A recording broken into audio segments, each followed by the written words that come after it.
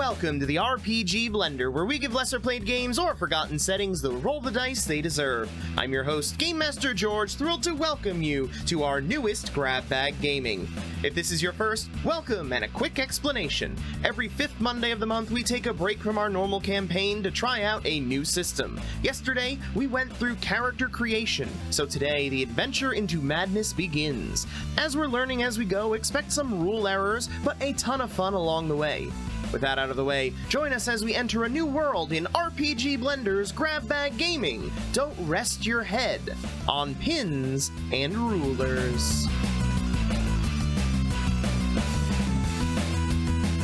Then if there's no other questions, I guess the last decision to be made is, who would like to start? Oh. Craig, you're the director, so I'm not this time. Like you get superiority and you get I'm just in the ride. Okay. I will say, if you would like to go first, you may. If you would like to see someone else die in the fatal fires that is George's game, I will happily go first. You know what? Since you put it that way, I'll go first. All right. Just fuck it, let's do it.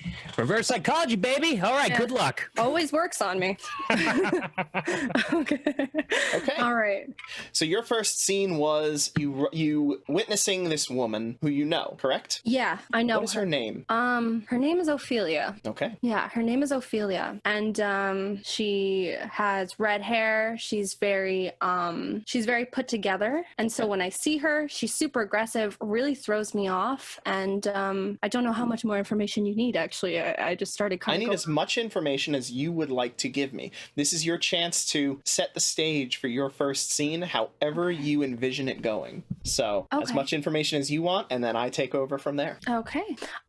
So I am in this courtyard, I guess, after maybe one of these cult meetings, and I'm headed off, probably going back to the house to do some knitting. I don't know, probably something simple. And I notice Ophelia is following me and making very strange conversation with me. And it sounds like she wants me to do something. It doesn't make any sense. There's something really off about her, trying to make excuses, trying to curl up into my little turtleneck sweater, and she grabs my wrist really, really hard. And then I notice her hold-o-meter completely change. If I had any questions before, there's no questions. She's definitely out to hurt me, and I don't know what to do. So I freeze up, and I slowly follow her for a little bit. And that's where I'm just logically trying to map out the situation. I finally find a good exit where I can just run off and there's nothing in my way. So I break free. I'm running and she follows me and she's screaming just these, she's trying to get me to do something. And I'm scared. And so when she catches up to me, that's when I really have to fight her. And I don't know how. It doesn't look like I'm winning at first. And then suddenly, now correct me if this won't make sense, but what if this is the first time I unleash my telekinesis? Because I get so angry. Would that be okay, George? Would that make sense in this? That would absolutely make sense. I'll make you roll it. Oh really? Oh, right. I forgot. You're throwing out powers. There's a ramification. Yep. That's true. Okay. Yeah, you know what? Fuck it. I'll roll it. Do it. Go with the story. All right. Yeah. So Let the Ophelia narrative charges at your you. guide. You see the anger in her eyes, rage, pure anger focused on you as she approaches. What do you do? I think I try to hide, and I think the way that maybe I took my hand kind of knocked something into her.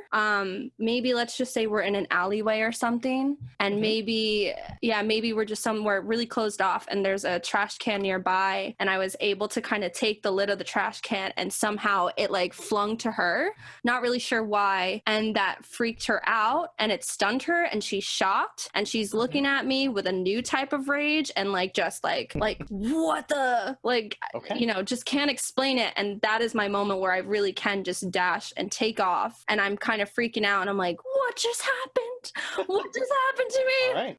Let's see what just happened. So what you're going to do, you're only throwing a trash can lid, so that's only going to be a 1-point use of your telekinesis. That's fine. So what you're going to do is you're going to roll your discipline plus 1 madness die. So just nominate one of your 4 dice to be your madness die. Madness and you want die. 1s, 2s, and 3s for your successes. And the discipline before, is that all 3 dices to represent discipline, or? Yes. Okay. You will roll 3 dice for discipline every time. Got it. Okay, well, that's not looking good. Okay, so I see I see 2 3s and I Okay, have a that's 2 6 and a successes. and I have a 6 and a 4. So What die was the 6 on? Discipline or madness? it was on discipline. Okay, then you are fine. You don't need to worry about it. Sweet. Okay, well, I take that. I take Yes. that lid. You take that lid. You bring your hands together to try to hide your face, to hide yourself in the turtleneck. And as you do, your mind reaches out. It latches on to the lid of that trash can, and it slams across the alleyway into her head, knocking her across and to the ground. She does not seem to be moving. Oh shit. Oh, sorry, Ophelia. Well, I'm gonna run now, and she's out. She's running, and she's totally out. You run. You make your way down the alleyway, and as you do, you start to hear sirens in the distance. I definitely think those are for me. I'm just like, yeah, those are definitely for me. I did something horrible, but I don't know how, but she's definitely going to jail in her head. She's freaking out and she's hyperventilating and she's trying to calm herself down and she's just trying to connect with her logical self. And she's like, wait a second, I just did that. I can do that. Maybe I do stand a chance. Maybe I can make this runaway happen. And so she takes that moment and I think she's going to keep running into those sirens. You begin running through the alleyways, trying to make your way home? No, I don't think she wants to go home. I think she's too scared at this point. I mean, she's still in close proximity to a lot of things, but I don't think she's purposely trying to get home. I think she's just trying to run off to somewhere. Okay. You begin making your way through the alleyways, through the streets, evading whatever you can, whatever you think is coming after you. But the sirens, they seem to be getting closer. So if you would like to, you can make me a discipline roll to try to evade the sirens. Do I roll anything else with it? Not unless you are going to willingly embrace your madness in some way or raise your exhaustion level. You can, anytime that you choose, add 1 point of exhaustion to yourself. That is a permanent point, however. Gotcha. Okay. For now, I'm just going to stick with my 3 dice. Okay, so I have a 1, 2, and a 3. Okay, you have a 1, 2, and a 3, which means that you got 3 successes. You managed to make your way away from these sirens. You hear them fading into the distance. However, because pain dominated, something happens. Well, of course it does. That's something that happens is a point is added to the cup of despair. Uh-oh. I don't like this cup of despair talk. That's some drama, George. Yeah, I'm shaking. You make your way through the streets, running away from the sirens, until eventually you do manage to duck down an alleyway, and the sirens stop. You don't hear them anymore, and you find next to you a door. The door is strange in its shape. It doesn't seem to fit with the building that's right here. It looks like a very old wood. It's made out of some kind of old wood that is starting to rot along its edges. The door itself is carved into an ornate pattern, and the handle, it's of a very ancient style. It's worked metal, hand worked into the shape of a lion's head. Curious. She's digging it though, because she's a curious girl. She's probably gonna at least examine it and then slowly open it. Okay, you slowly open the door into the halls of a high school. This is not your school, obviously, but as you look through the door, you can see classrooms, you can see the trophy case, you can see students on their way to class. Strange for the middle of the night. One of the students, a little girl of about 10 or 11 years old, turns and looks at you. She gives you a smile, seemingly genuine smile. Are you here for class? Yes. Okay, come with me. I'll take you there. Can I ask what class this is for? This is for finishing school, of course. We must be made ready to be ladies in hating. Oh, I think she really wants to just shut the door and decompress, but I think she's gonna plow through. She's looking back at the door, and I think she's definitely shocked, but because she's so reserved and just kind of following what's happening, I think she's just gonna follow this girl and she's gonna hope that nothing happens to her, but I guess we'll see. The little girl, as you enter the school, she takes you by the hand and begins walking you down the halls until eventually she leads you to a classroom. She opens the door and you see in that room the back of a teacher of some kind, a pleasant looking country school marm. Exactly what you would think that you would see in an old timey film about the one room school, the spinster lady from the village who is teaching all of the kids. Here, go on in and she'll be happy to teach you. I think, a side note, I think she was totally bummed out to see a school when she opened that door. Now she's just anxious in a whole different way. She was like, now I have to deal with school again in the middle of the night. But yeah, so we see this room, and I think I just pull up my turtleneck sweater just a little bit more so that it's covering my mouth, and I'm getting nervous. And as you do, the young lady, the child, walks away, and the teacher reaches to the side, picks up a yardstick. You see her hitting it in her hand a few times, and then she turns around, and something seems not quite right about her. It's probably the black within black eyes that she stares at you with. Oh, yeah, that'll do it. Oh. Have a seat, child. It's time to begin your lessons. And then we'll cut to Edwin. Holding my breath. Oh, okay. Now, Edwin, you were witnessing a particularly gruesome scene. Would you care to set that stage for us? Sure. In the second room of his we'll say like modest house. He's got a house. It's not a well furnished place, it's not a well off place, and he clearly lives on his own. As several of his windows are meticulously set up with a simple chair, no armrests. You could think like a classic IKEA, like the cheapest you could possibly find kind of chair. They're plastic back and seat, just like metal legs.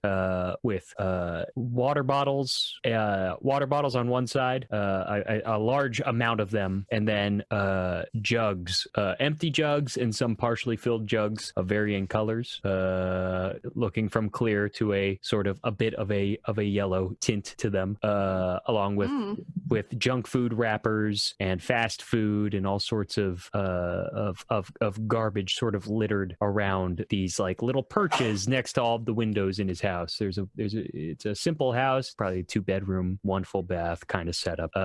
And he sits at his window on the second floor in his bedroom, sitting there, probably eating like a slice of pizza while rubbing his eyes and sort of looking back out with binoculars in one hand, just sort of taking his patrol between house to house to house, living his best life. Exactly, his most comfortable of existences he could possibly find, waiting for that moment, but sort of as relaxed as he normally is in his process. And as he goes from his house to house, he looks at the I don't know, the let's say their name is the Ruthers home.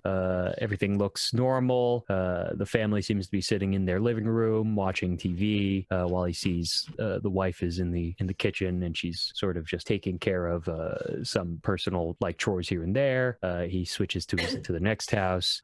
The Kleins, who it's like a couple, and they're sort of having a conversation while having a drink in their in one of their sitting rooms. And then he moves over to the Mills home, and he sees Mr. Mill in his kitchen, just cooking. And he almost continues to look after he catches him in his kitchen and goes, okay, yeah, this is about the right time when he's usually cooking his meal. But then he switches back for a second and double takes, and the pizza slice that he's been eating falls to the ground as he scrambles to put his binoculars to his face, and he focuses them in a sort of panicked rate, and focuses in, and he's tossing something in a pan, and it comes into picture for a moment, and he tightens up and looks carefully to see what it is. He couldn't see it, and he's like, come on, and he's focusing in, and he looks again, and it tosses again, and he gets a little glimmer, and looks like a little tan piece of meat, something that he doesn't normally see. It doesn't seem right, and he focuses in one more and really focuses, feeling sweat begin to build on his brow, and as he does it, he sees it toss up again, and he can see just the slightest flash of a fingernail attached to whatever it is, just very carefully.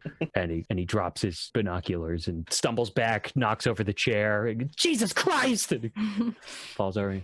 He sits there for a moment. He shakes it, doesn't even believe it for a moment. No, it can't be. It can't. Goes back, grabs his binoculars, falls to his knees, and sort of plants himself flat against the window, now focusing in, deducing as he sees the guy start moving it over to his plate over by his table and the other window in his kitchen, and he can see now the sizzling meat and the clear thumb bone or thumb, I guess, still skinned because I guess maybe it tastes better. I don't know. I don't have enough insight on that. But clearly putting notably cooked human appendages, sliding them onto a plate as commonly as he ever could, as you would if you were to cook a piece of chicken or a burger. Edwin, I have a quick question. Does this make him hungry? Good question. And no, immediately after he sees that, he hurls into a nearby garbage can violently, removing all of his recently eaten pizza. Anything else you'd like to set before I take over? He wipes his mouth, starts to go to chug from the jug and goes, oh, no. And then he goes over to one of his water bottles and opens that and chugs one down and throws it to the side, grabs his binoculars and starts zoning back in to watch this guy. Ooh. And then the phone rings. He turns over to the phone, looks back and tries to ignore it and looks back at the guy. Continues ringing. Shit. He gets up and goes over, panicking, like just grabbing the phone. He falls off into the ground. Shit. And goes, scoops it up and answers it and starts walking back over to the window while with binoculars in one hand and phone in the other. Yes? Hello? I hear you got a good story for us, eh? Who is this? We're just looking for a good story for our paper. I'm sure you, I hear you saw something a little fun, a little exciting. You can give us the full scoop, right? And he blinks for a moment and stuck between the phone and the window. Edwin. How do you know my name? It's our job to know. We're the paper, after all. I didn't see anything. Oh, nothing? You saw nothing to report, did you? No neighbors cooking up something a little strange there? Drops his binoculars. I will have you roll a perception at this point. You can use just your discipline, or you can try to engage your exhaustion if you'd like. Going just classic discipline. Okie doke. And what is it? 1 to 3s are successes? 1 to 3s are successes, and then tell me what your highest number rolled was. 1 success, highest number 5. Okay, then discipline dominates. No pain is added. And you hear, you were in an apartment. Oh, no, you're in a house, right? I'm in a house, yeah. Great. You hear, coming from your front door, what sounds like scraping, and then a bark, and then more scraping. Sound of metal on wood. Edwin begins to breathe quickly. I gotta go. Hangs up on the guy, immediately opens up his Hang app. up on the guy, and you hear the voice coming from the phone. Oh, come now. No need to be panicked there, sir. We're just coming to get a good story from you. Jesus! Throws the phone, and it goes flying against across the room. Goes to his window and opens it up and very carefully as he can, peers his head out to try and catch a look at the front door. Okay. What you see is a tall man wearing a news hat. You're looking down from the top, right? Yeah. Yeah. So you can't get a good look at the face or anything like that, but you can see very clearly the hat, the shoulders, the suit that he's wearing, and you can see a very large dog next to him. And as it's sniffing around, it turns toward you, and you can see that where its head would be is instead a large sewing needle. And as you watch, you can see the thread running back from it all the way back to its tail. As soon as what I guess is the head of that dog, which is a sewing needle, right, turns up to me, Edwin pulls his head back into the house and falls to his knees, and his eyes dart back and forth as he starts trying to make sense out of whatever he just saw. And he turns to his phone, which he threw across the room, and just listens for a second. Be a good man and let us in, won't you? We have much to discuss, I'm sure. The tax man has much to talk to you about. He crawls on all fours over to his phone, and grabs it and goes, you're at the door? I am. Your dog has a needle for a head. Well, it's not kind to point those things out, now is it? Sorry, but that's not. I gotta go. And he snaps his phone in half. He just breaks it as quickly as he possibly can. And as you begin breaking it until the speaker smashes, the voice continues coming from it, almost a laugh. He then looks around, grabs his chair that he has at his window, front window of the house, and he goes out into his hallway to where the stairs lead down towards the first floor, and he throws the chair down the stairs. And as it starts tumbling down, he goes to the back side of his house and opens one of his windows and starts crawling out. Okay. Give me a roll to attempt that deception. Sure. Just throw 3 dice at this bad boy. Yeah, unless you're gonna willingly raise your exhaustion. No, not Not this yet. early. Not We yet. got too much ahead of us. I mean, I'm in the prologue. You gotta be kidding me. Okay, I think that's a pretty bangerang roll. So I rolled 2 1s, and my highest roll was a 6. Ooh, a 6. That's exactly what they rolled. 2 1s and a 6. Whoa. Who wins at a tie? Rock, paper, That's scissors. a great question. Well, that's a part of the grab bag gaming, right? We find out all the rules, whether we Yep. like it or not. Protagonist wins on ties. On Yes! successes. Yes. More than one pool has the same strength, then the number of dice showing that number breaks ties, which it's 1 and 1. If the numbers are equal, then ties are broken by the next highest number, which is again 1 and 1. Yeah. If Tell me one, they planned for this. Okay, discipline wins. Otherwise, there is a channel of discipline, madness, exhaustion, pain. Ooh. Okay, so you throw the chair down the stairs and you make your way out the back door. You hear the barking of the needle dog from out front, but they don't seem to be following you yet. Okay. I climb out because Edwin climbed out the second floor window. So he climbs out there and just carefully climbs down one of his like drain pipes as dexterously as he can, hyperventilating the whole way down. As soon as he gets to a point where he thinks he can just land the fall and just tumble, he will do that.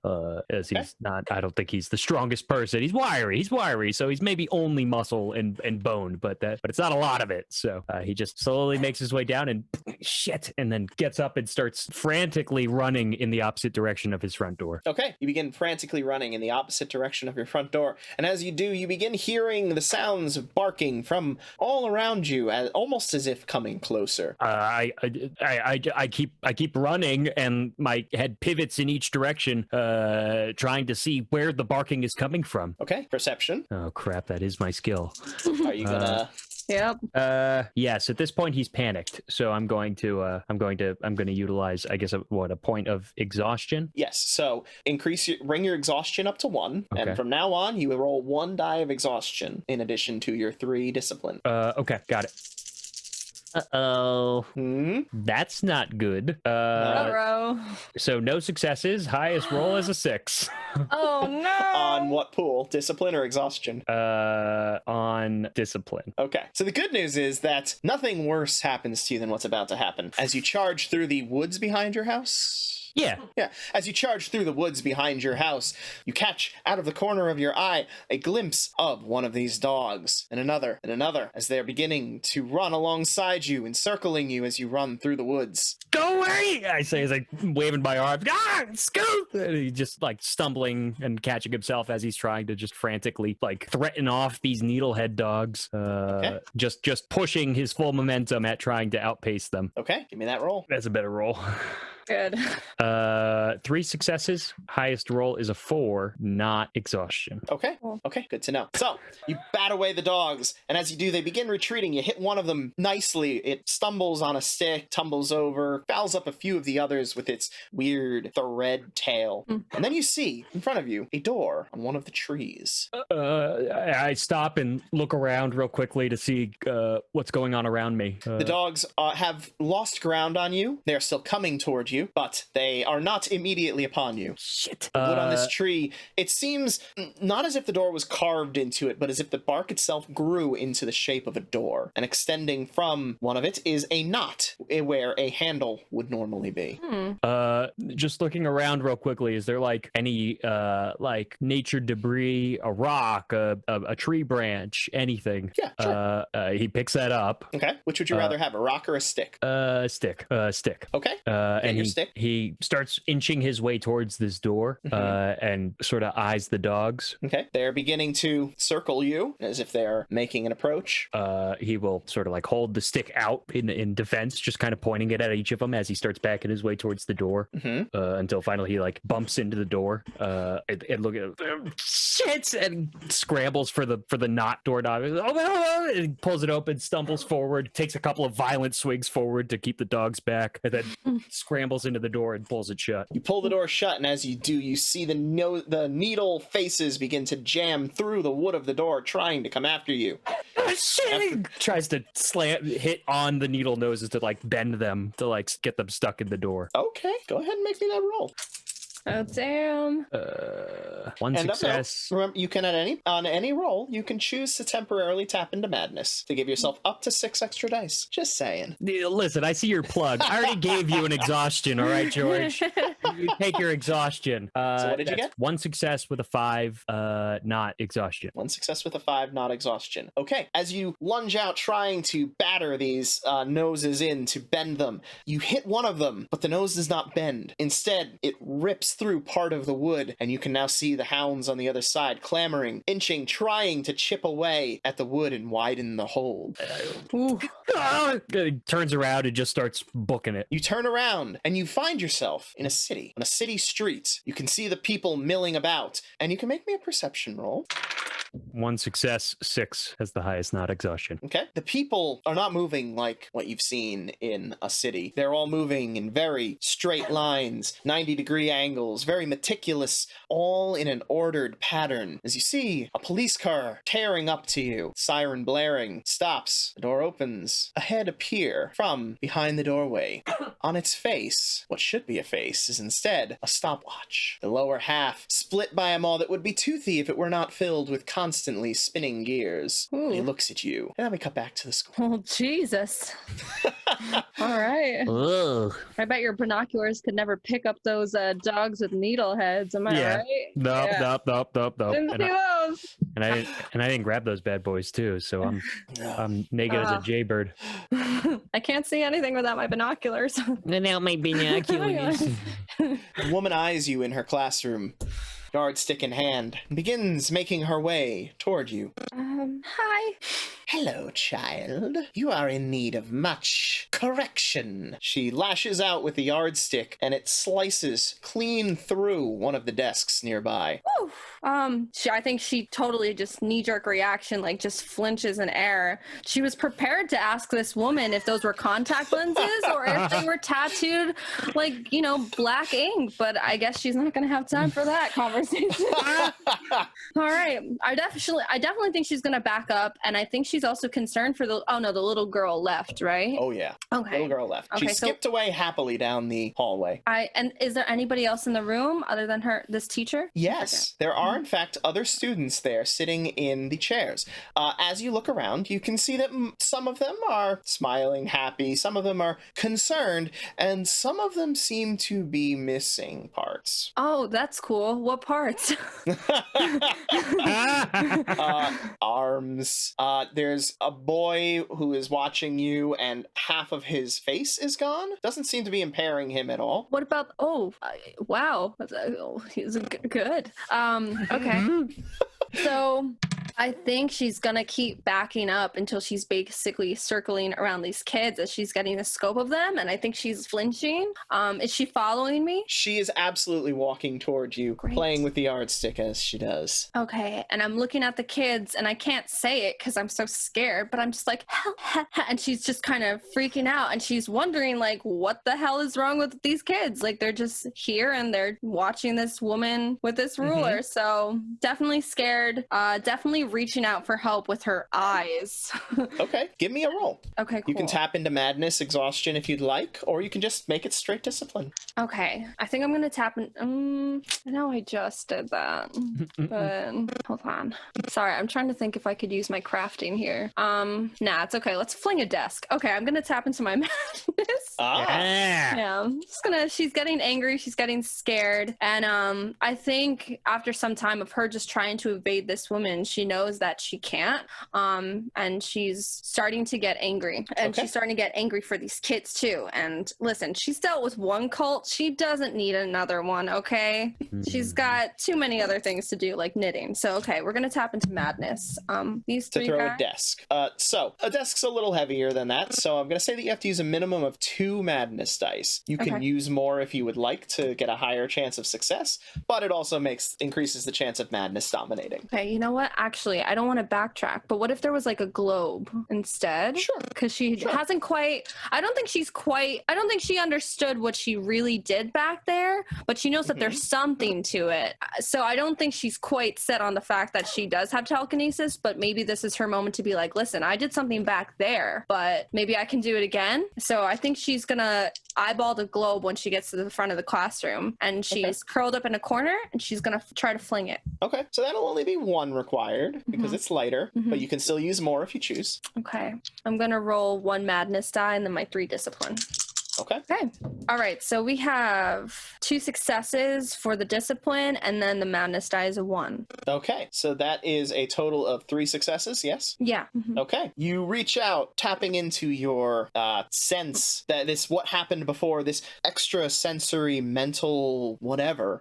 You reach out for the globe and you launch it at her. It does. It launches. It crashes toward her, and as she does not look at it. She just swings out her yardstick, cutting the globe in half as it sails past her. I think she squeaks in her turtleneck sweater. She just goes Oh my. Yeah, and I think what was your highest die? For me, the highest die, so in my discipline I did roll a 5. That's the highest one. So discipline dominates. Okay. However, this point of despair comes back into play now. And I get to use these in order to add a 6 to any dice pool that I choose. Oh, good. Oh. That will be added to your madness, of course. Okay. And all right. once I use this, however, it becomes a beacon of hope for you. So this gets moved into the hope cup. Oh, cool. Within that cup, you can spend those chips in order to reduce your exhaustion, cure your madness, or to give yourself an automatic 1 added to a dice pool. That's pretty cool. Does that mean I have to, I'm sorry, does that mean I have to do anything to my sheet? Do I have to mark anything? What do I mark? So what you need to do is, this is a moment of instinct now for you. Right. And one of your fight or flight boxes needs to be marked off, and that dominates the scene. So you will be fighting or flighting at this point. I'm gonna flight, I think, because I tested my telekinesis. It didn't work, and she's scared. She doesn't know where she is. I think she's ready to bolt. Okay, so go ahead and mark a little X in one of those flight boxes. Okay. If all 3 of your boxes fill up, you snap. What that means is for the remainder of the scene, you lose your mind. It'll be however you choose. This will be your moment of complete role play of insane person. Your discipline reduces by 1, and you get a permanent die of madness. Right now, right? So No. Only when all 3 of them. Only when you all snap. 3 of them fill in, Gotcha. and then your boxes get cleared out, and that's the way it begins. All right. Do I have to do anything to my madness box? Nope. No. Not right Cool. now. Sweet. Madness is temporary for the most part. So you must flight now. So what do you do? I think the globe didn't work, so I'm in the corner of the classroom, and I'm crawling and scared at this point, so I'm backing away, and I'm doing like this weird, like I'm watching her sort of crawl, and then when I think I'm close to the door, I'm gonna try to just grab the handle, use that momentum, push myself up, and I'm gonna try to run if I can. Okay. She continues walking towards you as you do. So unrefined, crawling on the ground. How? Don't you know that is not dignified for a young lady? I'm not a very dignified young lady. And then I'm just going to grab the door, and I'm going to still go for it. And I think I'm going to try to look for that girl. Okay. That younger Make me that roll. Okay. Make me your roll. So it's discipline at a minimum. You can add a point of exhaustion if you'd like, but it's permanent. And you can tap into madness if you would like as well, but you do not have to. Gotcha. I think for now I'll just do a straight roll. Okay. And it's a good roll. We got 3 successes. So 1 and 2. Nice. Trust in the dice. The heart of the dice. So you said a what? You said a what? What did you roll? A 1, 1, and a 2. Oh, so that's 3 successes. Yep, 3 successes. Wow, cool. All right, so that does unfortunately mean that pain dominates the scene. Oh, God. As you struggle, you're pulling at the door. You manage to get it open, but as you do, a little bit of her yardstick catches you, and you feel it kind of cut across your skin. I think she flinches at it, but she likes blood. She's weird. I think she's like, all right, cool. She's all right, battle wounds, nice. And the door is open, and your escape is there. My escape, and I'm searching for the girl. Is there anything I can do to kind of figure out where she went?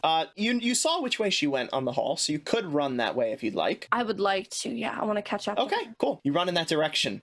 Make me a check to see if you can find her in this unusual place. Gotcha. Okay, so we got 2 successes. It was a straight roll, 2, 3, and a 5. Okay, all right. You begin making your way through the halls. A little bit of panic still in your approach. When you do see her, you see this child standing at the end of one of the halls. She sees you. She smiles. But as she does, you see that smile almost become unnatural. It becomes a little wider than it should, and it does not touch her eyes as she glares at you. You left class? Why would you leave class? There's so much for you to learn! As she charges at you. And that's 6 on the pain die. Oh my god. That's a what on the pain die? I rolled a 6 on the pain die, which meant that pain dominated. Of course. Oh yeah. All right. Well, she's after me. Is there any way am I just gonna take the pain, or is it? Oh no. Pain just means that the scene, whether it's successful or failure, gets a bad twist on it. Got it. So is there anything like that she's wearing that's unusual? Anything like scarfy? Anything like that? Or she does have a scarf. She's also wearing clothes that are very anachronistic. They're very old style clothes. Okay. I kind of want to use to kind of get away from her. I kind of want to use my exhaustion, I guess, to tap into my crafting and inventing part. Does that make sense? Is that how it works? Okay. Sure. Yeah, I'd like to get inventive here. I know we're in a hallway, right? Is there anything in the hallway that's it's a school hallway. There are posters on the wall. They're the posters of schoolwork, except that everything is very rigid and formal. There's no like, here's a crayon drawing of a rainbow unicorn. Here's a black page with a gray classroom drawn on it with students sitting in perfect orderly rows. Interesting.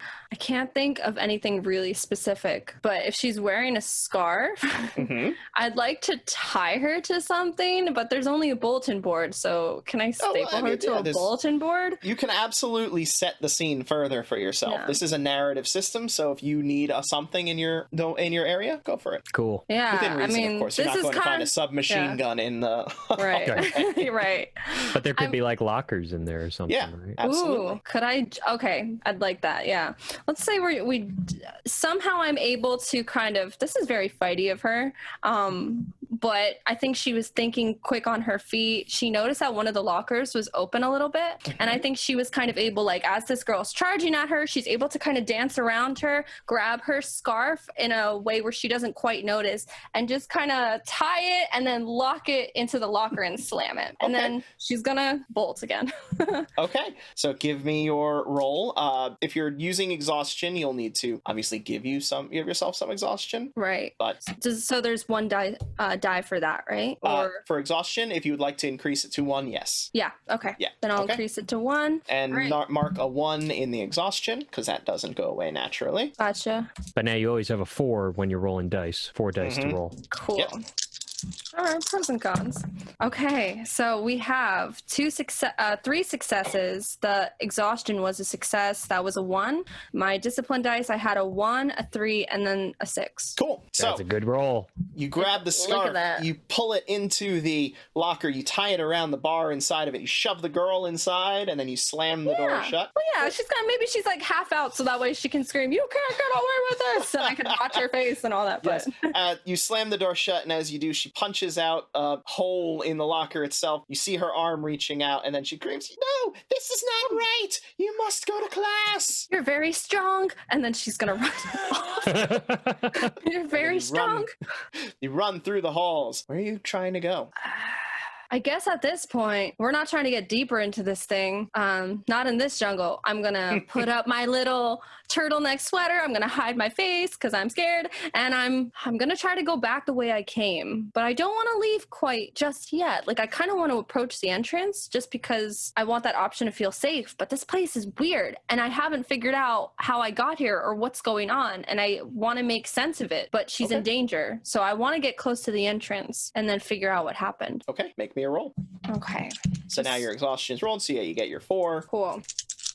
Does it matter? Should I keep 1 die separate for the exhaustion? Like, should I make it? Yeah, just remember which one is your exhaustion die. I'll keep it a different color. Yep. All right. 2 successes. We have 3. I'm sorry. So 3 successes. One of them was my discipline. It was 3. Then the other 2 were actually 2s. And then my highest die was a 5. Okay, so you begin tracing your way through the halls. It's not a very hard task. They're hallways, so it's not like they're twisting and whatever. You make your way through to where you are sure that that door was. Where it was is now a trophy case. Oh, George. Oh. Oh, okay. Well, I'm gonna try. We're doing well. We're doing I'm gonna look at yes. I'm gonna look at the trophy case, and I'm gonna just be like, please let there be a doorknob on here. There is not, unfortunately. Well, she says drats out loud. And I think she's looking around, and now she's like, all right, I'm in the thick of this, and I have to make sense of it if I want to get out of here. So how did this door turn into a trophy case? And she says that all out loud. Okay, your words echo through the hall. Nothing answers back. Looking around, can I look at the trophy? What is there any sort of thing Well, prim written and on proper behavior in young ladies. it? That's what I say out loud. That's what I say. Okay, that's the case. And this is the front of the school, so we're kind of like in this atrium. Oh, no. You've never seen a window. You don't know what's the front of the school, what's the back of the school. Oh, that's fun. Nothing to throw a rock at. Okay. All right. So she notices that there's no windows then. Yes. And she's gonna touch the wall. She's gonna be like, there's no window. There's no window. There's no windows. And she's gonna scream, and she's gonna keep doing that. And now I think she feels like she's in a dead end. So now I think she feels like she's got to explore this school then. And I think she's gonna try to find somebody that can give her some answers, or something that can give her some answers. She's gonna maybe look closely at the bulletin boards, see what's for lunch. Anything. What's for lunch? Okay, what is for lunch? He made the menu ahead of time. Yes, he did. George is meticulous in his. You see 2 dishes of note. Aside from the standard, chicken, pizza, whatever. There's also pan-seared class clown and hooligan and duck sauce. I think she does that. She just takes this and she breathes, and she was like, okay, that was weird. Can she try one of them? Oh, well, this is just a menu on the wall, but if you would like to go seek out the cafeteria and try one of these things, okay, make me a roll. Sure. Listen, I got telekinesis somehow. Maybe I just this is no rules Edwin's in this found world. his cannibal. Yeah. Well, the reason I want to do this is because this world is already so weird. I gotta tap into it. I really gotta go for it. So we're gonna eat some what was that dish? A class clown? Oh, wait a second. Pan-seared class clown. Okay, what was the one with the duck sauce? Hooligan in duck sauce. There was a first one, right? There was another one? There was just the normal chicken and pizza and... All right, well... makes notes in his paperwork that Rosalie is a cannibal. Okay, so she's not a cannibal. Well, we'll see, I guess. Who knows?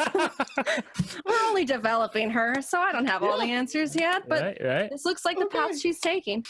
Let's try the duck sauce one, the hooligan duck sauce. So make your roll. Let's see if you can find your way to the kitchen, the dining area. Got a 1, 2, and a 6 for a straight discipline roll. Okay. Also roll your exhaustion, because it gets rolled all the time from now on. Yep. I mean, it's not going to dominate, but awesome. So you got a total of 3 successes. Great. Okay. You begin making your way down the hall, following the scent of something cooking. And as you do eventually find your way to the dining hall. You see across the way from it a door which says exit. Can't be that easy. She's it could be the exit. She's learning me already. Yeah, I think she peeks and she's like, no, definitely not. Don't do it. So she's gonna I think follow the scent and just see if she can get some food. Okay, you make your way into the dining area, and you can see that there are what are they called? Those little table things with the food set out. Behind it, you see a statuesque woman with with very... She's not dressed like a lunch lady. She has no protective anything. She has no hairnet. She's just standing there, serving out the food, and glaring at everyone that comes to get anything. I think I go up to her, and I notice that she's glaring, and I, like, very deadpan look at her, and I'm like, I don't like people either.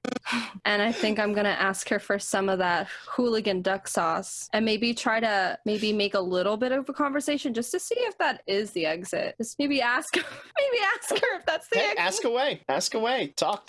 She doesn't like talking, but she's gonna have to. So, so do you like your job? I enjoy the opportunity to chasten the children who need it. Oh. Can I have some lunch, maybe? Of course. What would you like? The duck sauce looks really good. She takes a large, oversized spoon, dips it into one of the containers, pulls it out. You're almost sure that you can see what looks like a finger within it. She spoons it onto a plate and then hands it to you. She sees it out of her peripherals, but she's like constantly making eye contact with this woman. It's weird. And she just sees the finger and her eyes get bigger. And she's like, no. Stay composed. Stay composed. And she takes her food and she's like, well, thank you.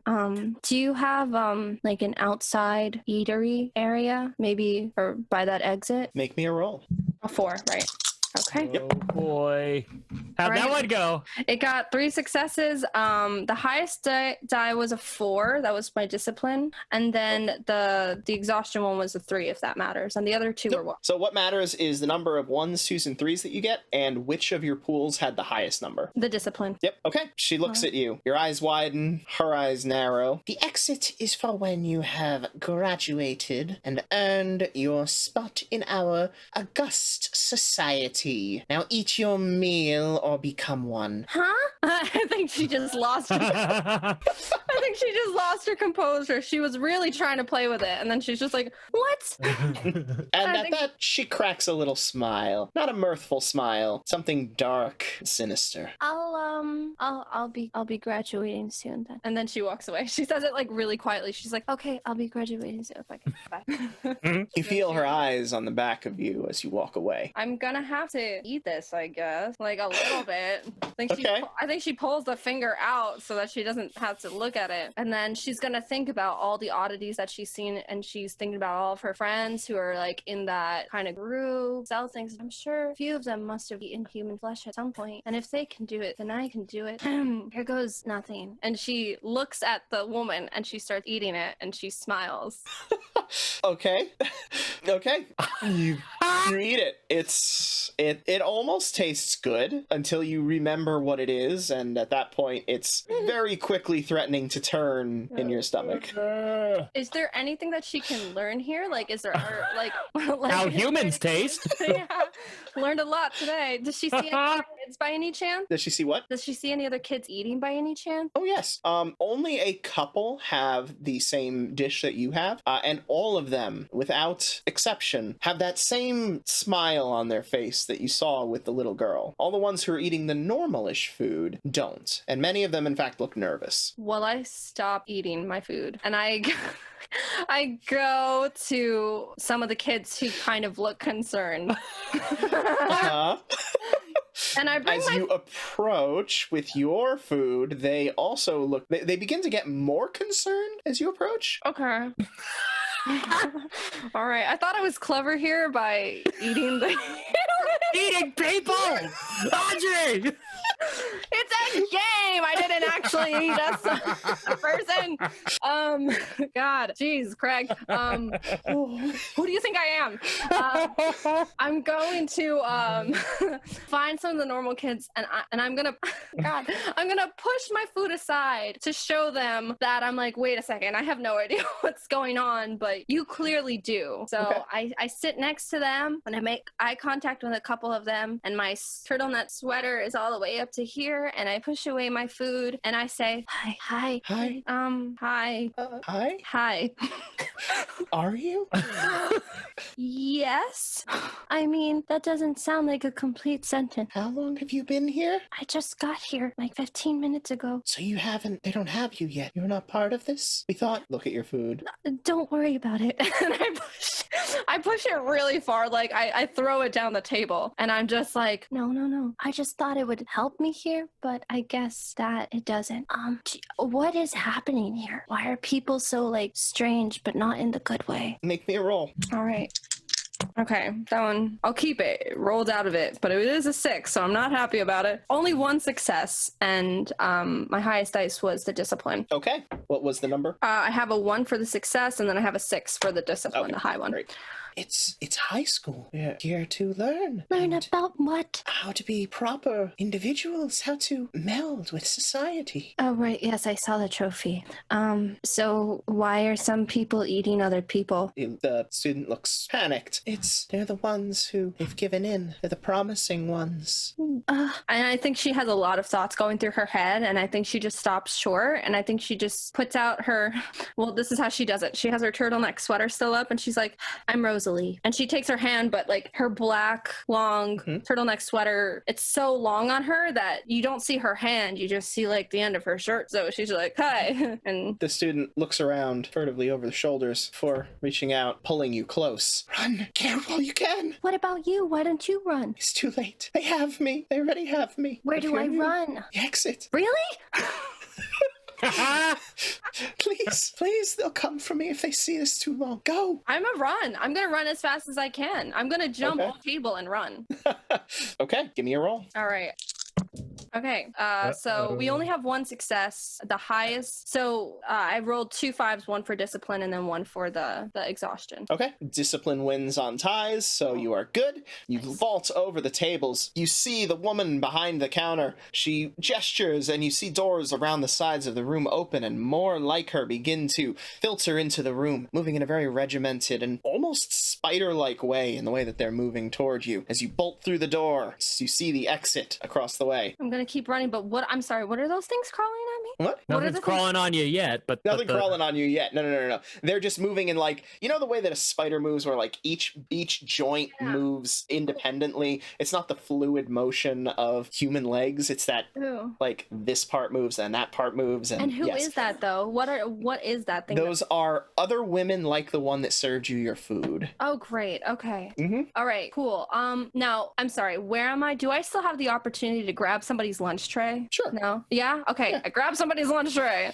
Fuck you, I'm grabbing your lunch tray. And I'm still exiting and I'm running and I'm running. Okay. And I'm looking behind me and I'm doing a 12 take and I'm running. Okay. Running for the exit. Oh, yeah. Right. All right. You make it to the exit door. You see these ladies coming up from behind, beginning to make their way to the exit of the dining area. And I'm just gonna squeak. I'm gonna squeak a lot. I'm gonna just be like, and I'm still running a lot. Okay. Are you running through the exit door or through the halls? The exit door. We're going there. You rip the exit door open, and you see in front of you the city street. Again, like Edwin saw, you see the people moving in very regimented lines. Mm-hmm. You see them moving unnaturally, rhythmically, almost as if they are all pieces of a clock moving in synchronization. Then you see the police car with a siren tearing down the street. You see it stop down the street from you. And you see a man emerge, looking at another down the way, who's carrying a stick. Ooh, that can't be good. Thank you so much for taking the time to enjoy our show. Come back tomorrow for the next part of this one-shot adventure.